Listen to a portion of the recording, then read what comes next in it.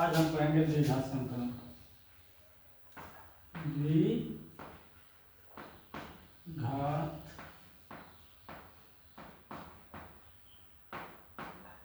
संकलन।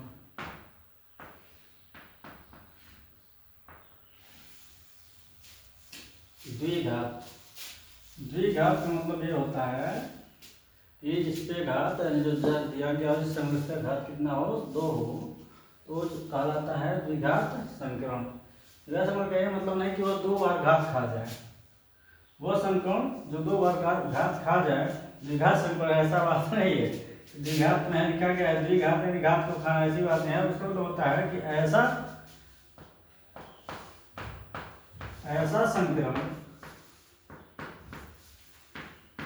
संकरण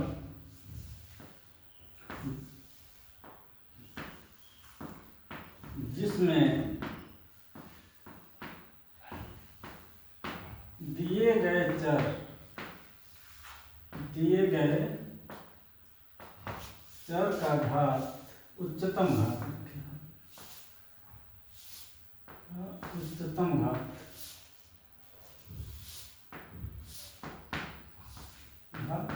मतलब पावर 2 हो,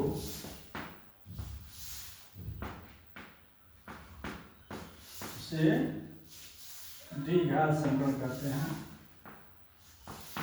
द्विघात संकरण कहते हैं।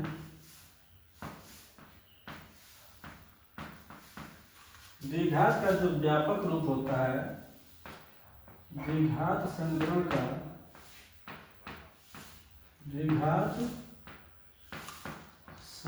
का जो व्यापक रूप होता है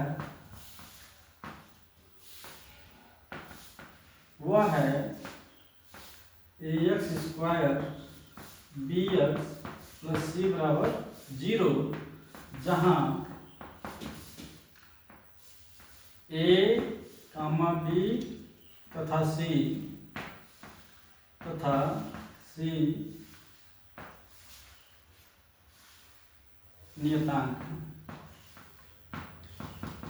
नियतांक यानी कांस्टेंट है। कांस्टेंट का मतलब होता है 1 2 3 4 5 6 7 8 -1 से भिन्न की कोई संख्या इस तरह से होता है।